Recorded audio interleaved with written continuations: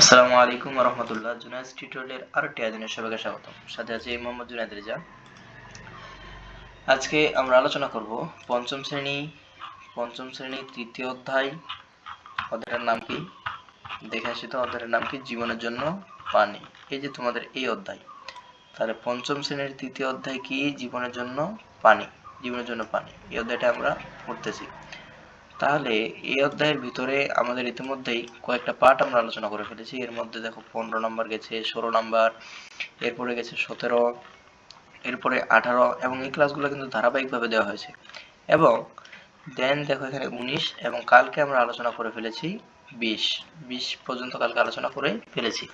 আমরা এর আগে সম্ভবত দ্বিতীয় অধ্যায়ে আমরা দূষণ সম্পর্কে পড়েছিলাম। সেখানে বায়ু দূষণ, মাটি দূষণ, পানি দূষণ, শব্দ দূষণ ছিল। সেখানে কিন্তু আমরা পানি দূষণ সম্পর্কে বিস্তারিত জানতে পারিনি, কিন্তু এখন আমরা এগুলো সম্পর্কে বিস্তারিত জানব। দেখো পয়েন্ট, এটা আমি পয়েন্ট করে দিচ্ছি। এটা হচ্ছে পানি দূষণ। পানি দূষণ কি? প্রাকৃতিক পানিতে বিভিন্ন ক্ষতিকর পদার্থ মিশে পানি দূষিত হয়। প্রাকৃতিক পানিতে, প্রাকৃতিক পানি কোনটা? যেমন টিউবওয়েলের পানি, পুকুরের পানি, নদীর পানি, এগুলো হচ্ছে প্রাকৃতিক পানি। পানি দূষণ জীবনের জন্য ক্ষতিকর, অর্থাৎ এগুলোতে যখন কোনো ধরনের বস্তু মিশে যায় তখন সেটা ক্ষতির কারণ হয়ে দাঁড়ায়। দেখো তুমি ইতিমধ্যে এখানে দেখতে পাচ্ছ একটা চিত্র। দেখো তো এই চিত্রে এই যে একজন, থিকনেসটা কমাই, আচ্ছা, এই যে চিত্রে দেখো এখানে একজন গরু গোসল করাচ্ছে, আরেকজন দেখো এখানে থালা বাসন মাজছে, আবার ওই পানি থেকে পানি নেওয়া হচ্ছে খাওয়ার জন্য, আবার ওখানে কাপড় ধোয়া হচ্ছে।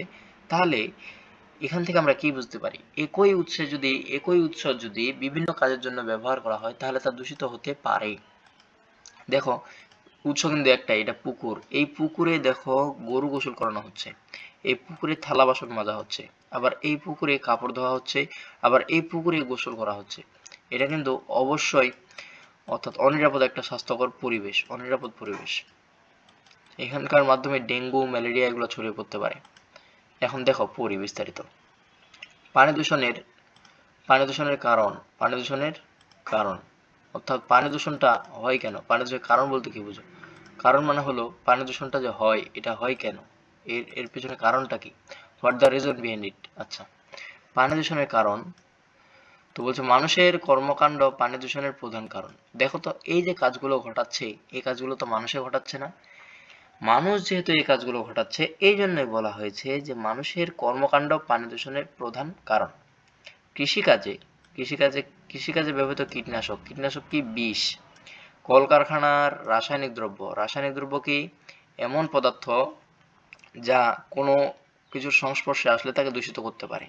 গৃহস্থালী বর্জ্যের মাধ্যমে, অর্থাৎ গৃহস্থালী মানে বাড়ির বর্জ্যের মাধ্যমে পানি দূষিত হয়। এছাড়া নদী বা পুকুরে গরু ছাগল গোসল করানো, অর্থাৎ নদী বা পুকুরে গরু বা ছাগল গোসল করানো এবং কাপড় চোপড় ধোয়ার কারণে পানি দূষিত হয়, যা আমরা ইতিমধ্যে আলোচনা করে ফেলেছি। এই দেখো এখানে আমরা ইতিমধ্যে সেটা আলোচনা করে ফেলেছি। এই চিত্রগুলো শুধুমাত্র একটু দেখে রাখবা। এবার দেখো পানি দূষণের প্রভাব, অর্থাৎ এই যে এখানে পানি দূষণটা হইলো, এটা আমরা জানতে পারলাম কারণ। এখন এখানে বলবো পানি দূষণের প্রভাবটা কি? এই পানি দূষণটাতে হইল, এই পানি দূষণ হওয়ার কারণে কি কি হতে পারে এটা আমরা এখানে জানবো। তো বলছে পানি দূষণের ফলে জলজ প্রাণী মারা যায়। জলজ প্রাণী কোনটা? জলজ প্রাণীর মধ্যে রয়েছে মাছ। মাছ। পানি দূষণের ফলে জলজ প্রাণী মারা যাচ্ছে এবং জলজ খাদ্য শৃঙ্খলের ব্যাঘাত ঘটছে, এবং এই জলে যে একটা খাদ্য শৃঙ্খলের ব্যাপার আছে, এই খাদ্য শৃঙ্খলের ব্যাঘাত ঘটছে। এই দূষণের প্রভাব মানুষের উপর পড়ছে, অর্থাৎ এই পানি দূষণের প্রভাব মানুষের উপরও পড়ছে। কিভাবে পড়ছে সেটা তুমি বড় ক্লাসে গিয়ে জানতে পারবা। তার আগে আমি তোমাকে বলে দিই, একজন মানুষ যদি দূষিত পানিটা গ্রহণ করে তাহলে সে অবশ্যই জীবাণু দ্বারা আক্রান্ত হবে, আর জীবাণু দ্বারা আক্রান্ত হওয়ার ফলে তার ডায়রিয়া, কলেরার মতো রোগ হতে পারে। আর কলেরা হচ্ছে এমন একটা ভয়াবহ রোগ যার ফলে মানুষ খুব সহজেই মারা যায়, অর্থাৎ পানি শূন্য হয়ে যায়। দূষিত পানি পান করে মানুষ ডায়রিয়া বা কলেরার মতো পানিবাহিত রোগে আক্রান্ত হয়। এখানে এই দুইটা তোমরা একটু গোল করে রাখো, এই যে ডায়রিয়া, যাই হোক, এখানে যে ডায়রিয়া আর কলেরা, এগুলো কি রোগ? এগুলো হচ্ছে পানিবাহিত রোগ। এটা শুধুমাত্র একটু গোল করে রাখো। কিভাবে পানি দূষণ রোধ করা যায়? কিভাবে পানি দূষণ রোধ করা যায়, অর্থাৎ পানি দূষণ আমরা রোধ কিভাবে করতে পারি? বলছে পানি দূষণ পানি দূষণ প্রতিরোধ করা যায়, অর্থাৎ একটা রয়েছে প্রতিকার আর একটা রয়েছে প্রতিরোধ। প্রতিরোধ কোনটা? দূষিত হওয়ার আগে যেটা, এটা হচ্ছে প্রতিরোধ, আর হয়ে যাওয়ার পরে যে ব্যবস্থা, এটা হচ্ছে প্রতিকার। কৃষিতে কীটনাশক এবং রাসায়নিক সারের ব্যবহার কমিয়ে আমরা পানি দূষণ প্রতিরোধ করতে পারি। তাহলে পানি দূষণ কিভাবে প্রতিরোধ করা যায়? কৃষিতে কীটনাশক এবং রাসায়নিক সারের ব্যবহার কমিয়ে আমরা পানি দূষণ প্রতিরোধ করতে পারি। এছাড়া রান্নাঘরের নিষ্কাশন নালায় টয়লেটের বর্জ্য এবং তেল না ফেলে রোধ করতে পারি। পুকুর, নদী, হ্রদ কিংবা সাগরের ময়লা আবর্জনা না ফেলে পানি দূষণ কমাতে পারি। সমুদ্র সৈকতে পড়ে থাকা ময়লা, খাল-বিল কিংবা নদীতে ভাসমান ময়লা আবর্জনা কুড়িয়ে আমরা পানি পরিষ্কার রাখতে পারি। এছাড়াও আরো একটা অন্যতম উপায় আমি তোমাদেরকে বলে দিই, পানি দূষণ প্রতিরোধের আরো একটি অন্যতম উপায় হলো জনসচেতনতা বৃদ্ধি করা। দেখো পানি দূষণ, এইগুলো তোমাকে বলবে যে তুমি এখানে 5টা কারণ লেখো, 5টা কারণ তোমার পরীক্ষায় আসবে। পানি দূষণ কিভাবে প্রতিরোধ করা যায়, 5টি কারণ লেখো, এইভাবে তোমায় লিখতে হবে। তারপর দিছে নিরাপদ পানি। নিরাপদ পানি কি? নিরাপদ পানি হলো যে পানি মানুষের জন্য ক্ষতিকর নয়, অর্থাৎ উপকারী, তাই হচ্ছে নিরাপদ পানি। সুস্থ থাকার জন্য শুধু উদ্ভিদ ও প্রাণী নয়, মানুষেরও নিরাপদ পানি প্রয়োজন। নিরাপদ পানি প্রয়োজন। আচ্ছা, তো দেখি সারসংক্ষেপ। মানুষের জন্য ক্ষতিকর নয় এমন পানি হলো নিরাপদ পানি। তাহলে নিরাপদ পানি কি? মানুষের জন্য ক্ষতিকর নয় এমন পানি হলো নিরাপদ পানি, অর্থাৎ যে পানি পান করার ফলে মানুষের ডায়রিয়া কিংবা কলেরার মতো রোগ হবে না, তাই হচ্ছে কোন পানি? তাই হচ্ছে নিরাপদ পানি। কিছু পানি মানুষের জন্য নিরাপদ, কিছু পানি মানুষের জন্য নিরাপদ, যেমন নলকূপের পানি অর্থাৎ টিউবওয়েলের পানি। আবার কিছু পানি মানুষের পানের জন্য নিরাপদ নয়।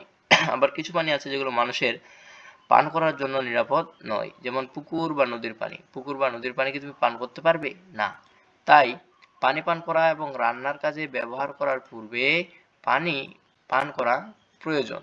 পানি পান করা প্রয়োজন। মানুষের ব্যবহারের জন্য পানিকে গ্রহণযোগ্য ও নিরাপদ করার ব্যবস্থাই হলো পানি বিশুদ্ধকরণ। তাহলে পানি বিশুদ্ধকরণ কি? মানুষের ব্যবহারের জন্য পানিকে গ্রহণযোগ্য এবং নিরাপদ করার ব্যবস্থাই হলো পানি বিশুদ্ধকরণ। আচ্ছা, তুমি ইতিমধ্যে জেনে ফেলেছো। এবার দেখে আসি ছাঁকন, অর্থাৎ পানি নিরাপদ করার কিছু উপায়, কিছু প্রক্রিয়া দেখো, জেনে আসি। ছাঁকন দিয়ে ছেঁকে পানি পরিষ্কার করার প্রক্রিয়া হলো ছাঁকনি, অর্থাৎ ছাঁকনি তোমাদের বাড়িতে চা ছাঁকো না? এই চা ছাঁকার জন্য যে ছাঁকনিটা থাকে, এটাই হচ্ছে ছাঁকন প্রক্রিয়ার একটা উদাহরণ। পাতলা কাপড় বা ছাঁকনি দিয়ে ছেঁকে পানি পরিষ্কার করা যায়, তবে ওই প্রক্রিয়ায় প্রাপ্ত পানি পরিষ্কার হলেও তা জীবাণুমুক্ত নয়। পানির নিরাপদ পানির জন্য এই পানিকে ফুটিয়ে জীবাণুমুক্ত করতে হবে, অর্থাৎ পানিটা তুমি ছেঁকে পরিষ্কার করতে পারো, তবে সেই পানি পান করা যাবে না যতক্ষণ পর্যন্ত তুমি সেটা ফোটাচ্ছ না। থিতানো কি? একটি কলস বা পাত্রে নদী বা পুকুরের পানি রেখে দিই, অর্থাৎ এটা হচ্ছে কেমন জানো? একটা পাত্রে তুমি যদি পানি রেখে দাও, সেটার ময়লাটা দেখবা নিচে চলে যাবে, এটা তলানি জমবে, এই তলানিটাই হচ্ছে থিতানো। অর্থাৎ থিতানো হচ্ছে কি? পানি নিয়ে রেখে দিই, কিছুক্ষণ পর দেখা যাবে পাত্রের তলায় তলানি জমেছে, উপরের অংশের পানি পরিষ্কার হয়েছে, পানিতে থাকা ময়লা যেমন কাদা, বালি ইত্যাদি সরানোর প্রক্রিয়া হলো থিতানো। এবার দেখো ফুটানো কি? অর্থাৎ পানিকে গরম করা। পানি জীবাণুমুক্ত করার একটি ভালো উপায় হলো ফুটানো। জীবাণুমুক্ত নিরাপদ পানির জন্য 20 মিনিটের বেশি ধরে পানি ফুটাতে হবে, অর্থাৎ 20 মিনিট ফুটালে সেই পানিটা পান উপযোগী। রাসায়নিক প্রক্রিয়ায় পানি বিশুদ্ধকরণ। অনেক সময় বন্যা বা জলোচ্ছ্বাসের কারণে পানি ফুটানো সম্ভব হয় না। এক্ষেত্রে ফিটকিরি, ব্লিচিং পাউডার, পানি বিশুদ্ধকরণ ট্যাবলেট ইত্যাদি পরিমাণ মতো মিশিয়ে আমরা পানি নিরাপদ করতে পারি। তবে মনে রাখতে হবে, আর্সেনিকযুক্ত পানিয়ে সকল প্রক্রিয়া নিরাপদ করা যায় না। আর্সেনিক মানেই বিপজ্জনক। হ্যাঁ, তো যাই হোক, আমরা তৃতীয় অধ্যায়, এটা ছিল আমার শেষ ক্লাস, এবং দেন আমরা নেক্সটে আমরা আলোচনা করব বায়ু, অর্থাৎ বায়ু আমরা আলোচনা করব। তো যাই হোক, আজকে আমরা এতদূর পর্যন্ত রাখছি, পরবর্তী ক্লাসের জন্য অপেক্ষা করো। ততক্ষণ ভালো থেকো, সুস্থ থেকো। আসসালামু আলাইকুম ওয়া রাহমাতুল্লাহ।